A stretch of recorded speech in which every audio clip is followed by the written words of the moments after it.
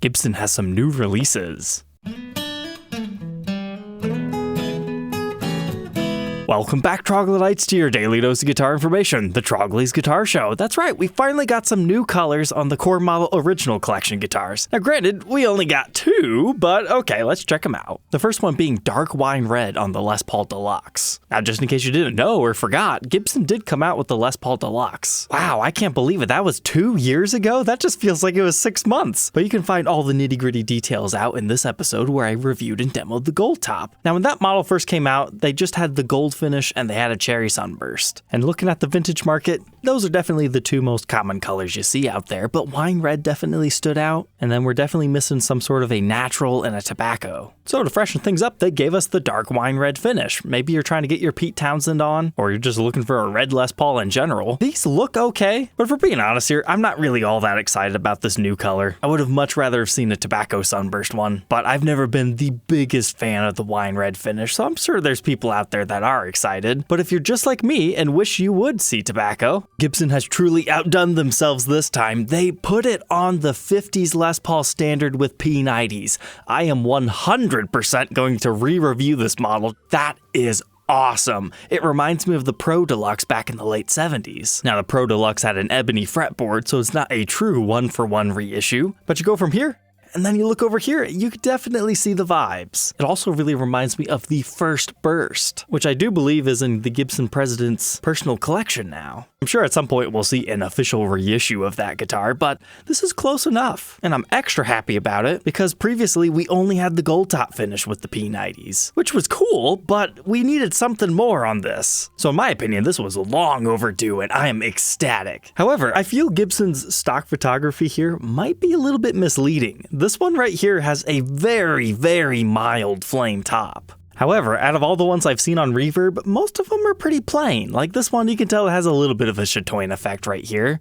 This one, it's pretty much the same. This one, again, plain wood grain. Still looks great though. That's what's great about this finish. It complements both of the styles. Now this one does have a little bit of figuring within it, but certainly not uniform. This one's kind of interesting. It's got an extreme reverse chevron flame going on here, and that's almost a perfectly book-matched top. Oh cool, here's one with a little bit of bird's eye. So if you buy one of these thinking it's going to be a flame top like what you saw in the stock photo, you're probably going to be disappointed. So I really feel Gibson should update that on their website just to avoid confusion, since it isn't necessarily a spec on these. But bar none, this is my favorite one that's shown up. It's actually more of a tri-burst rather than tobacco, but it's got a lot of nice figuring on this side, and then the back also has it. But both of these models are offered at $2,800. And do remember, you can substitute P90s for mini humbuckers, so if you don't mind the 50s neck and you want the Tobacco Sunburst Deluxe, you could just swap pickups. They sell them separately on the website here now.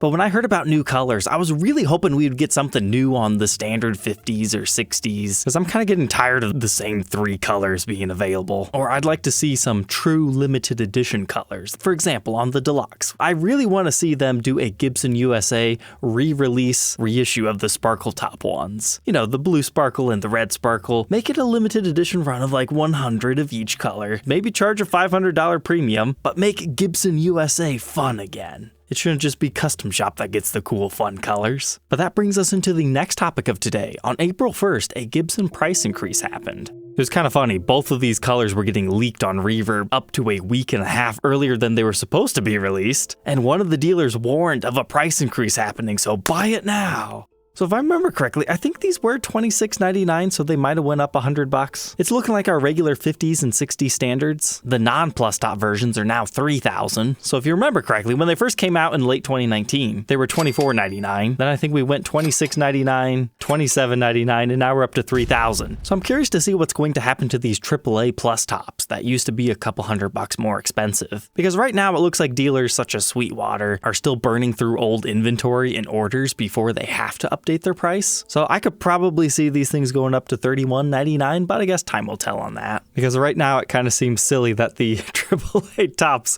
are $100 cheaper than your standard painted over gold top.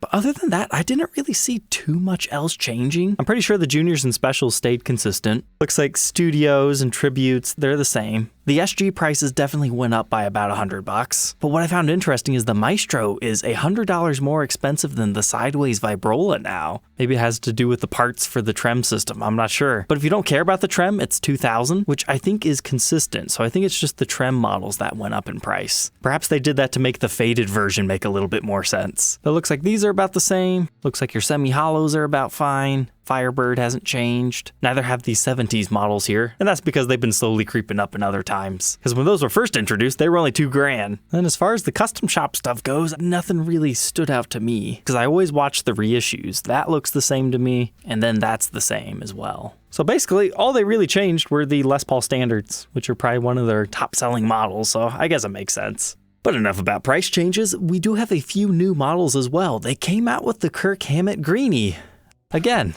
We documented the $50,000 super collector fly out to Nashville version in this episode, so if you need to learn all about it there, you can. But this is the next custom shop version that I talked about in that episode. So I was about correct on the price. They were $20,000, and there's a lot of people going, okay, so that trip was really worth $30,000? No, so it's essentially just a 59 reissue that's been aged to look like Greeny, but it does not have the Brazilian rosewood fretboard, and they're not publicly at this time telling us how many they're going to make. So is it going to become we're going to make as many of these as we can sell within a year, or do they actually have a set amount? Because I have been talking to a lot of dealers. The first batch have been sent out, and at the time of recording seems to have sold out. I did see one guy list his on Reverb for $25,000, and it did sell, although I do not know at what price. So I guess we'll have to wait. Time will tell. So now the big question, am I going to review the $20,000 version? Yes, I got it ordered. There was a new Guitar Day purchase, so you can thank him for that. Otherwise, I probably would have passed on it, but I'm really curious to see just how good this is as compared to the $50,000 one. Because regardless of how you feel about the aging on these things, it was the pickups. The pickups had a very unique sound. So if the 20K version sounds like that, I think people are going to be happy with these, and you won't see many show up on the used market. But the other big thing is we got the official release right here of a confirmed Gibson USA version coming out. So you can read through all the specs here. It just looks like it's going to be a 50 standard, but with a unique finish option. Now, whether it's going to be ultra limited edition or not, I don't know. But if 20K and 50K were too much, I would assume these might be somewhere around $4,000. Kind of depends what kind of case candy and other things might come with it and how limited edition it might be. That's pretty exciting. I'll probably have to review that one too. But it is the season of Kirk Hammett. They just came out with his 1979 Flying V again. This one was also talked about at the original Greeny event last year. The price tag is quite staggering on this one though, $15,000. It's basically just a reissue of his very famous 1979 Flying V that he's used on so many different albums. So far, I'm recording this at the very end of launch day. It seems they're kind of piled up on Reverb. I was shocked to see that they made 200 of them. That's quite a bit for a limited edition guitar at this price point. And to be quite candid, I don't like that it comes with the SKB hardshell case. I get it though, because they're trying to make it exactly like how Kirk tours with his original one, and you do get some cool case candy like this little tag, a COA signed by Kirk Hammett down here. Looks like a little Gibson pin. I like that. And your typical hang tags and Schaller strap locks. But as I was saying earlier, they've already done this model before, and prior to these other ones coming out, you could pick them up on the used market for around $7,000. So doubling the price point was really kind of shocking. But the strange thing is, there used to be quite a few of those on Reverb, but now they've all dried up. So I'm scared that those things have just all of a sudden doubled in value due to this new release. But here's the big kicker. The earlier custom shop version used EMG pickups. And what we're rocking on this one is the Gibson T-type pickup set. So this is supposed to represent an earlier version of that guitar. So that's the point that made me kind of warm up to this new release. It's just recreating a different version of it. So technically you need one of each in your collection. And let's face it, Gibson guys aren't the biggest on EMGs, but I'm still kind of on the fence if I want to review and document this one. But if anybody wants to do a new Guitar Day and make it happen, you can find out details on my website.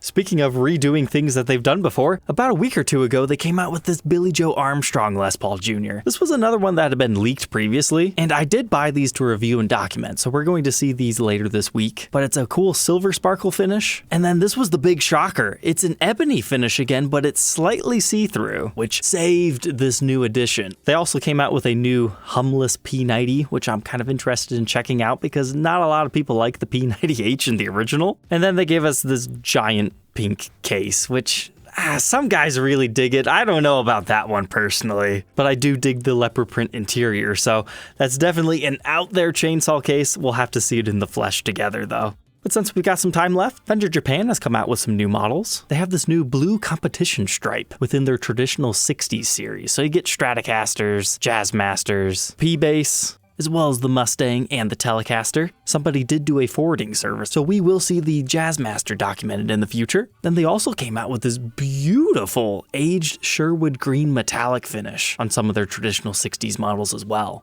I love that. I might have to pick one of those up to document. And that's one of the few times that I think that color looks better on a Stratocaster than the Tele, but they also have them on basses if that's more your style. Then I'm not sure if these are new or not, but I just saw them. This is a very angelic looking bass. Maple fretboard with the white block inlays, natural body. That's a cool jazz bass. They also have a kind of 70s style Stratocaster. I don't know, that one looks almost a little bit too plain, but if that had pearl block inlays, then it would be angelic again. Also a thin line Tele if that's more your style. And as far as Fender USA is concerned, we have a new signature for Michael Landau here. It's the Coma Stratocaster. It's kind of interesting with your wide range humbucker in the bridge position and then two noiseless single coils. I like this filled in route. And then your tortoiseshell backplates mixed with that color. That's a pretty cool Stratocaster. I'd review one of those if anybody wants to do a new Guitar Day purchase. But that's at $2,800, but at least it's a Fender USA model. And these are kind of old news at this point, but they also had a gold foil series, which I'm enamored with. I don't know if those pickups would sound any good or not, but this is cool. It's got a very vintage aesthetic to it. And hey, we've got a Bigsby instead of our normal trem system, but then they also have a Telecaster version of that, which I don't know if that one works. It looks a little bit too alien, but this definitely pulls off the old Tisco vibes. So if I was going to review one, it would definitely be that color. Then it looks like we've got a jazz bass within that lineup too, offered in Sonic Blue, as well as a two-tone sunburst with,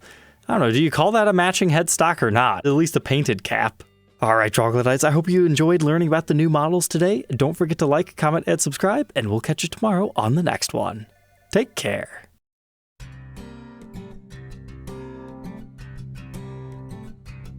If you enjoyed tonight's episode, consider subscribing. I post videos like this every day. And you might even enjoy this next one.